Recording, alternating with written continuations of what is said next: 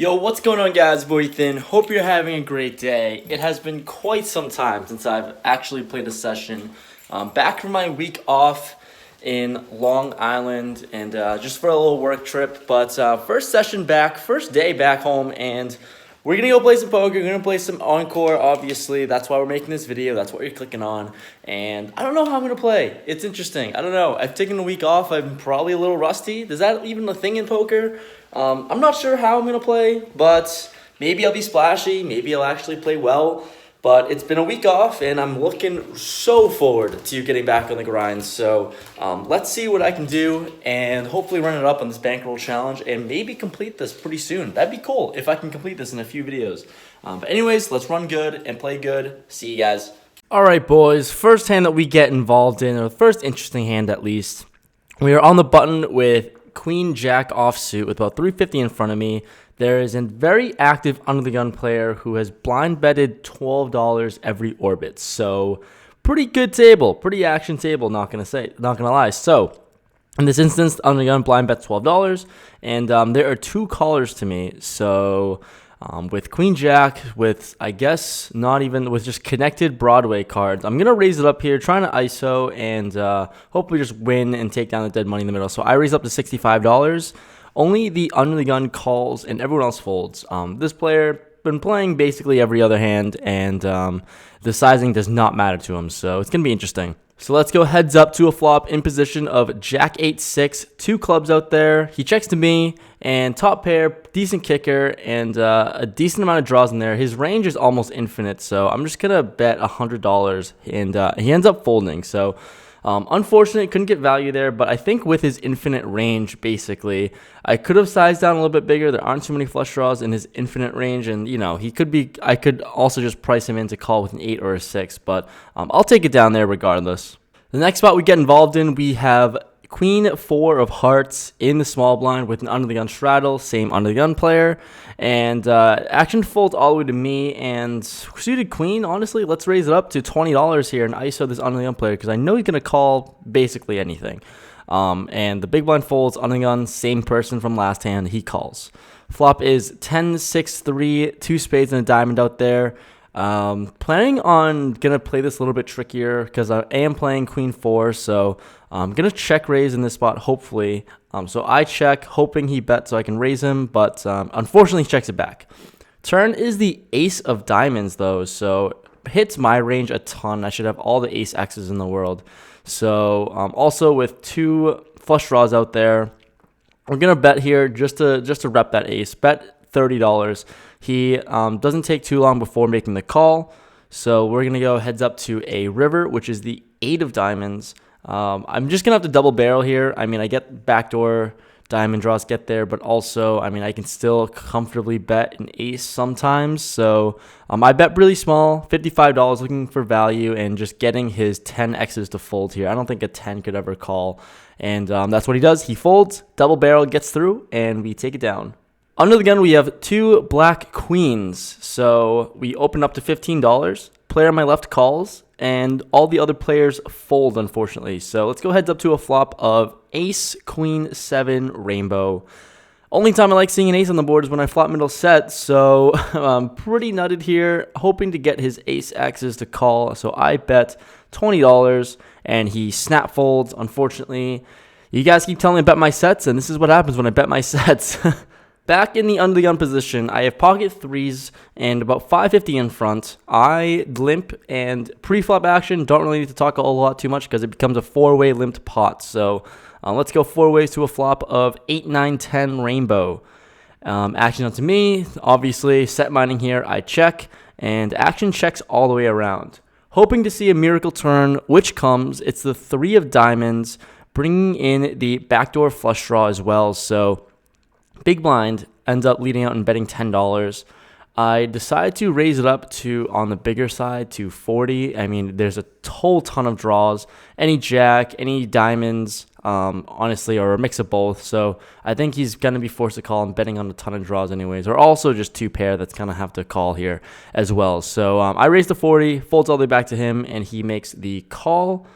River is the queen of diamonds, so that not only brought in the jack for a straight, but also the diamonds gets there. He checks, and ton of showdown, and honestly only getting worse to call here, so I just check, and he shows king 9 of diamonds for the king high flush, and we get away from that one, thank goodness. Unfortunately, he got there, but I love my check back, and it's like I'm learning a thing or two.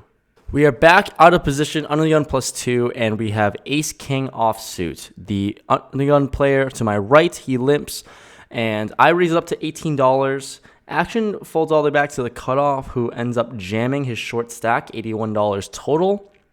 And an easy snap call for me in this spot, but the button ends up cold calling. He tanks for a long time and calls the 81, and when action's back onto me, I really wanted to fold here. I can easily get away with $18 gone and, be done with the hand and see what the other two players have. But with ace-king and pretty much priced in with a good amount in the middle, and it's only 60 for me to call. So with 160 there, or 180, almost 200 basically in the middle, and it's only 60 for me to call. Yeah, I'm just gonna have to call in this spot. Just thought I was priced in, but really wanted to fold.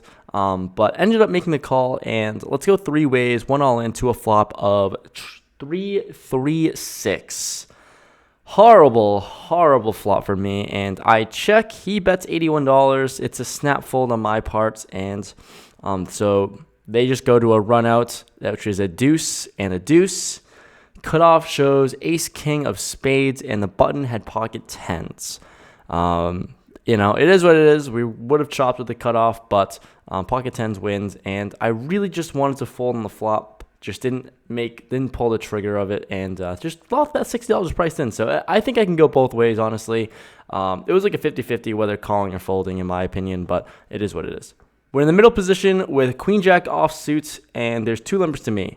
I raise it up to $18, once again with the bigger sizing. The player to my direct left 3-bets me to $45. Folds all the way back to me, and it's usually a fold here, but he's 3-bet me. This is his second time 3-betting me in this session after a few hours, and I don't know, just thought that there's a chance that maybe he's doing this light. He hasn't been very active though, but maybe thought he was just picking his spots against me, and I decided to make a really loose call. So let's go heads up to a flop of king 7-6 2 spades. I check first to act, and he ends up betting $45. Queen high on this board, don't have a spade in my hand at all, and I don't think he has spades either. I mean, maybe the occasional ace queen of spades, but I decided to raise here, repping the ace king. I mean, I could absolutely have a lot of kings in my range, and his bet was pretty small as well. So I raised to 150. He thinks for a decent while here and decides to make the call, unfortunately. So at this point, I'm shutting down. That was my one opportunity to bluff and win the pot, and he called, so I am totally out of there, especially since I'm so short considering the size of the pot. The turn is the 8 of diamonds. Once again, not a card that helps me at all, and really there aren't any cards that can help me, I don't think. I check. He bets $105, super small, and it's an easy snap fold on my end. There's nothing I can do. I took a stab at it. I tried to bluff at it, but he got it. The last hand we'll go over, we have 6-7 of spades in the cutoff with an under the gun straddle. Always love the straddle. An early position player calls, and action onto me. I'm going to raise it up to $35 and folds all the way back to him in early position, and he makes the call. So let's go heads up to a flop of ace, jack, 5, 2 clubs out there. Hits my perceived range, so when he checks, I c-bet $55. He really quickly makes the call, so really not trying to barrel again, but when the turn's the king of hearts, once again, another really great card for me, and at least for my perceived range. So when he checks, I decide to barrel again.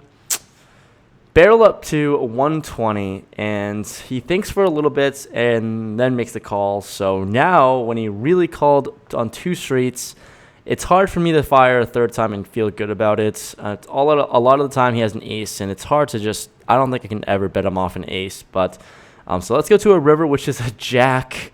Board pairs, and it just, the board just keeps looking better for me to bluff at this and barrel. So when he checked, I only have 250 total in front. I had all the intention in the world of just slowing down and checking back the river once he called up my turn bet, but the board is just too good for me to not stab at and jam. So it's exactly what I do. I jam 251 total. He tanks, and ends up making the hero call with ace-9 of hearts. Shout out to you, Dennis. Good call. It was nice playing with you, and you deserved it. You deserved stacking me. I hope you did well the rest of the session, but that was a good call for this hand. I said in the beginning of this video, it was either going to be really splashy or really disciplined, one or the other, and obviously I chose the splashy way. So I ended up playing for only 4 hours, and I was in the game for 700? In the game for 700, out of it for 244, so I splashed and donked off about 456.